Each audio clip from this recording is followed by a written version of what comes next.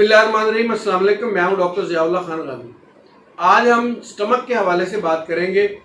मैदे के अंदर दर्द होता है, कोई खाना वगैरह खा लेते हैं, बोझ सा महसूस होता है, या पेट के अंदर हर वक्त छोटा छोटा दर्द रहता है।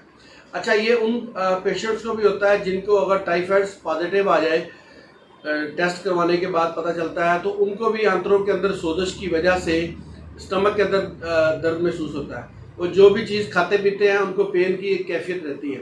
या उन पेशेंट्स को भी होता है जिनको अगर कोई आंतों के अंदर कोई ऑब्स्ट्रक्शन वगैरह हो जाए हो, या स्टमक के अंदर कोई अल्सर्स या कोई ज़ख़म वगैरह बन गए हों, तो उनके लिए ये होम्योपैथिक की दवा कांडो रीगो इंतहाई मुफीद दवा है। अगर कांडो रीगो को इस्तेमाल किया जाए तो स्टमक्स की इन अलामात को कंट्रोल किया जा सकता है।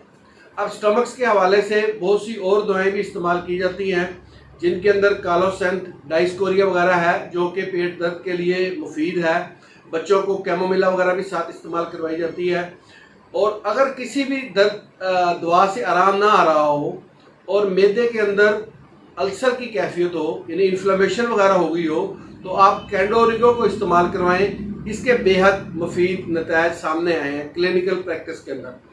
इसको इस्तेमाल करने का तरीका ये है कि इसको क्यू फार्म के अंदर इस्तेमाल किया जाता है। 8 से 10 कतरे, ये तकरीबन 8 से 12 हफ्ते कंटिन्यू इस्तेमाल करने पड़ते हैं। फिर अगर मैदे के अंदर ज़ख़म बन गए हो, या मैदे के अंदर कोई इन्फेक्शन की वजह से, बैक्टीरियल इन्फेक्शन की वजह से इसके सेल्स ख़राब हो गए हों, पेल्विक रीजन के अंदर कोई ख़राबी हो गई हो, तो ये उन सबको ठीक करती है। आप इसको इस्तेमाल करें और मैदे की दर्द से निजात हासिल करें।